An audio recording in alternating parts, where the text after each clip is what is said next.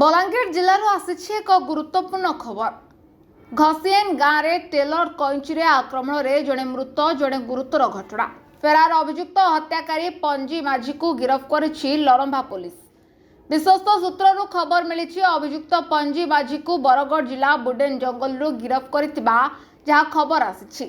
Patnagarh SDPO Sadananda ପୂଜାରୀ, ଲରମ୍ଭା थाना अधिकारी मनोज कुमार प्रधान एवं बेलपड़ा थाना अधिकारी अनंत प्रधान को मिलित उद्यम अभियुक्त को धरितिबा सूचना मिली। घसियान रिपोर्ट आधार रे गोटे केस लरम्बा रे मर्डर केस 167/2004 अंडर सेक्शन 296 10+3 और 109 BNS/32 भी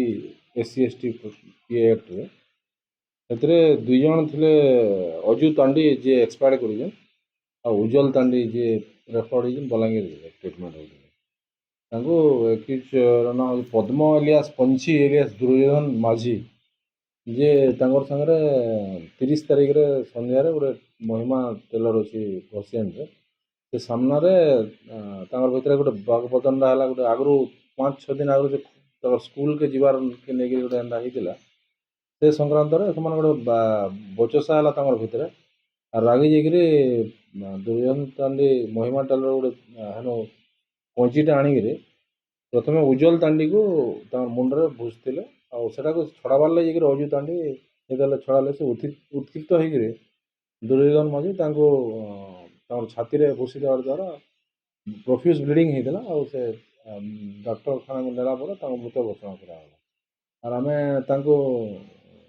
अरेस्ट करजो आज तांको खोजी दहिदारू अरेस्ट करा है और तांको जो मारिथिले जो ओपन सीजरटा जप्ती है आज से कोर्ट पर रहा है 5-6 दिन आगु एमती बेसिक रीजन माने दुई जन हाई स्कूल को जाइकरी छुआ मान ऊपर से कहीं झगड़ा झाटी करते ये एक्यूज ये हाई स्कूल को जाऊे बट से कहला तुई कहीं मना कर हाई स्कूल को गले बोली ये बेसी किसी हे कारण लगे झगड़ा है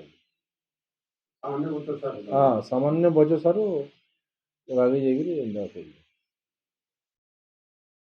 बलांगीर संतोष कुमार पटनायक का report, now Odisha news. Latest news update पाई www.nowodisha.com को लॉगिन करंतु।